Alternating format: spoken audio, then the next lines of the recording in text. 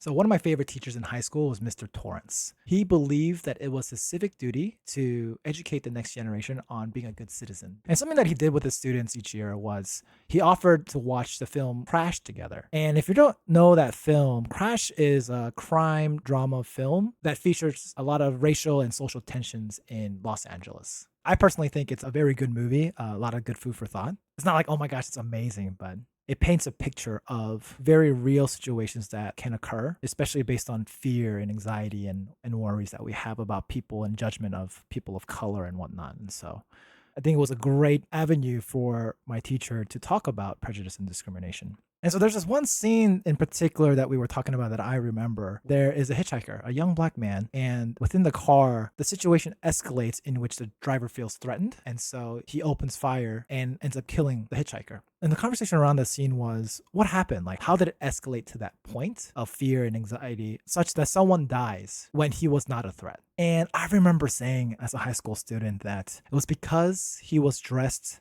like a thug.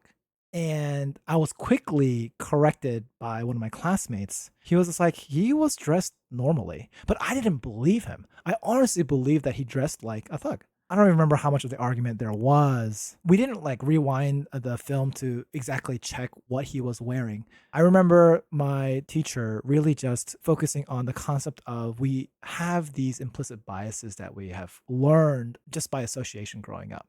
And that was one of those associations that I had. He is dangerous because he dressed dangerously, and that perhaps it's also because he's black.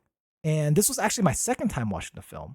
But the third time I watched it after this situation, I was hyper aware and making sure I was like, oh, like what is he wearing? And very plainly and obviously, he's wearing just regular clothes. I was wrong. Somehow in my brain, I fabricated the belief that he was dressed like a thug. And this experience has stuck with me because, again, I'm someone who views myself as someone who's very objective. And that's not how I was viewing this character. I don't know how many people have this kind of experience, but I feel like it's such a pivotal, key experience for people to have, not necessarily with the racism aspect in particular, but feeling that they're so right about something and then being proven wrong.